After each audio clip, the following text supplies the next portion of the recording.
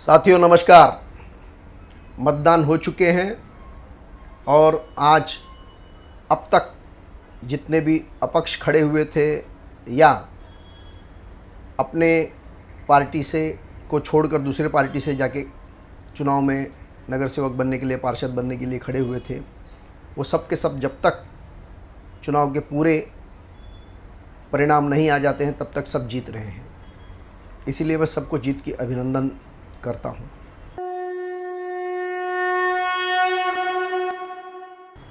साथियों, इस चुनाव प्रक्रिया में कुछ अचंभित करने वाले भी अनुभव मिले। खास तौर पे कई ऐसी बिल्डिंगों में लोगों से मिलते हुए अनुभव हुआ कि इतने जोरदार प्रचार करने के बावजूद कई लोगों को पता ही नहीं था कि चुनाव कब चल रहे हैं, काहे के चल रहे हैं और उनके क्षेत्र में उम्मीदवार कौन है, युति के साथ कौन है और महाविकास आघाड़ी के साथ कौन है, अपक्ष कौन खड़ा हुआ है, मंडपखोरी करके विरोधी पार्टी में जाकर एक पार्टी का उम्मीदवार कौन खड़ा है,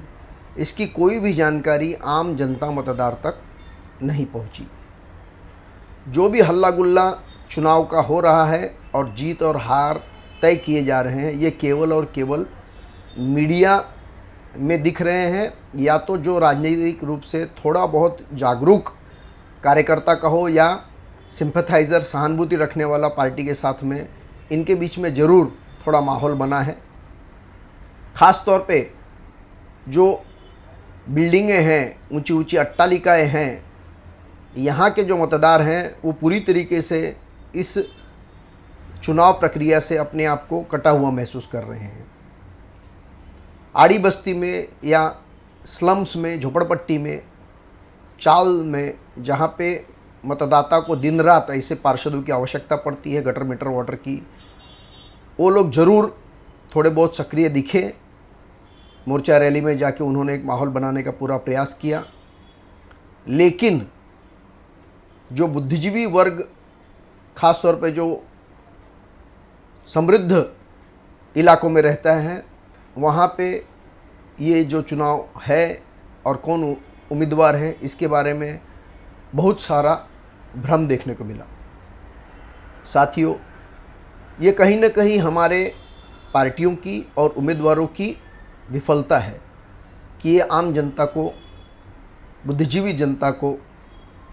अपने चुनाव प्रक्रिया से जोड़ नहीं पाए। खैर, जो भी हो, एक चीज़ तो मीडिया स्थापित करने में कामयाब हुई है कि ठाकरे बंधु जो साथ में आए हुए हैं, जिसकी लालसा यहाँ के खास तौर पे मराठी स्थानीय उम्मीदवारों, मतदाताओं के बीच में थी कि दोनों बंधु एक साथ में आ जाएं, मराठी अस्मिता के लिए, मराठी हितों के लिए, परप्रांतियों के विरोध में इकट्ठा होकर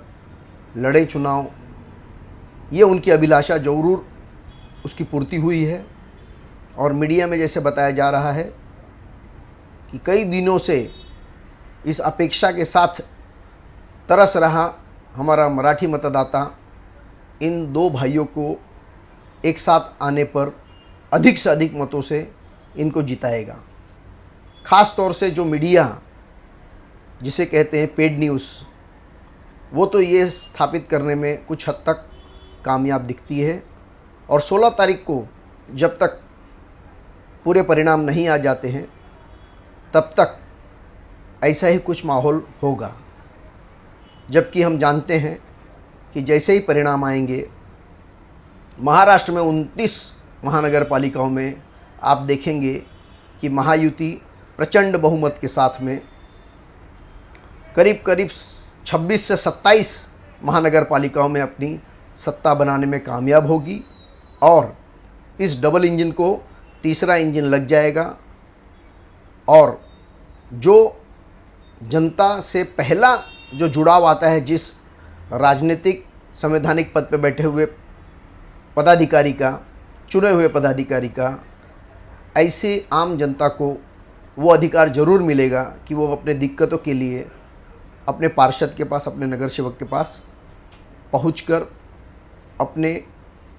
जो भी उनकी ज़रूरतें हैं उसका निवारण कर पाए। साथियों, महायुति की जो ये प्रचंड जीत मिलने वाली है, ये ख़ास तौर पे विकास चाहने वाले मतदाताओं के लिए एक बहुत ही बड़ी जीत साबित होगी।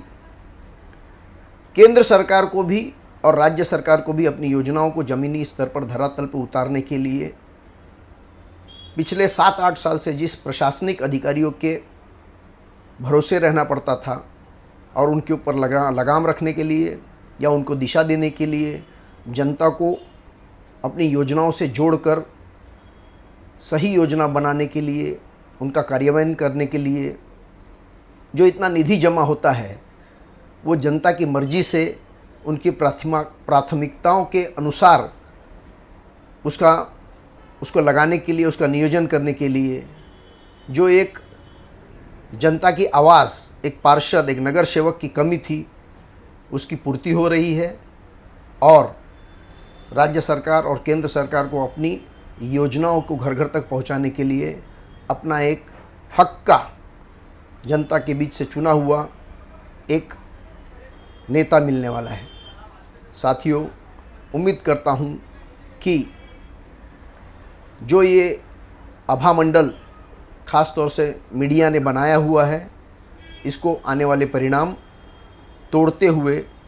महायुति की सरकार में जनता का और इस मीडिया का भी विश्वास संपादित करने में परिणाम कामयाब होंगे। अच्छा लगा लाइक कीजिए, सब्सक्राइब कीजिए, कमेंट कीजिए। धन्यवाद। जय श्री राम।